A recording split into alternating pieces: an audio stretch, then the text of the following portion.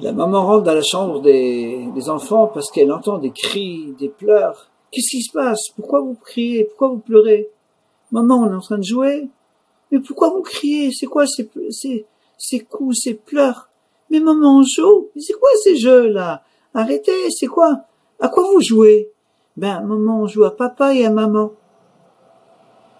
Voilà, on est à la veille des 3 semaines, Ben Hamtzarim. Il faut changer. Savoir que nous, les parents, par rapport à nos enfants, on a une responsabilité. Il y a quelque temps, dans un hôpital, est né un bébé mignon. Il pleure. C'est normal. On le pèse, tout va bien. Mais l'infirmière remarque qu'il a une particularité. Les 2 poings sont fermés, comme si tu venais de faire quelque chose. Elle appelle le médecin, qu'est-ce qu'on fait? Ben, bon, elle essaie d'ouvrir, elle n'arrive pas à ouvrir, elle fait avec la force, pas moyen. Ou 3 jours de maternité, font des examens, rien, ils rentrent à la maison, les parents sont inquiets, un orthopède, un neurologue, un pédiatre, bon, rien. On fait des médecines parallèles, ça marche très bien pour ceux qui les vendent, mais ça sert à rien pour, bon, vous comprenez ce que je veux dire?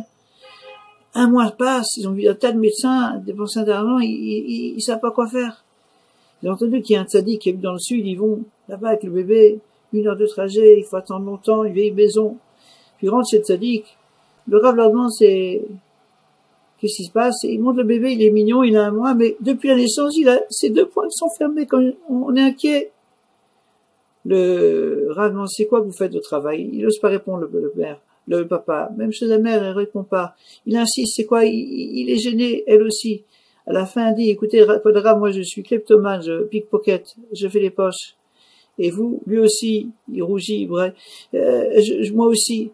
Et moi aussi, je suis pickpocket. Et c'est comme ça qu'on s'est rencontrés, on s'est fait les poches mutuellement dans le métro, et ça nous arrive encore une fois de temps de faire les poches comme ça.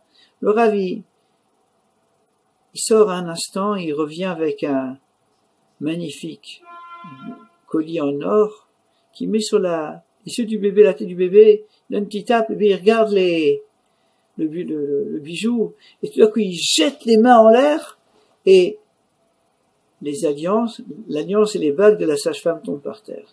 Vos enfants seront ce que vous êtes. À l'approche de Ben Hamtzarim, il faut voir que nous, les parents, nous apprenons à mieux vivre. Il y a, savoir lorsqu'il y a une tension, pour qu'il y ait une tension, une corde, il faut que les 2 tirent.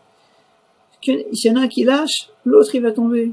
On peut pas que chacun fasse un petit effort. Il y a une fois un chauffeur comme ça, c'est un peu simple, un gros poids lourd, mais le pont était à 3 mètres, et son poids lourd fait 3 mètres 5. Il dit, c'est pas grave, je vais foncer à 150, ça va passer. Bien entendu, il est arrivé sous le pont, ça coince, il peut plus avancer, le poids lourd est bloqué. Et s'il avance, le pont risque de s'effondrer, il n'arrive pas à faire marche arrière. Les gens klaxonnent, qu'est-ce qu'il fait? Il laisse ses forces, puis il y a un monsieur un peu plus malin qui dit, cher monsieur, sortez un peu d'air de vos pneus, vous arriverez à passer. Si on se rabaisse un petit peu. Le Rabbi de Belz, il a dit, lorsqu'on monte dans une voiture, pour rentrer dans la voiture, pour avancer, il faut se baisser, on se baisse un petit peu. Pour avancer, ensemble, il faut se baisser.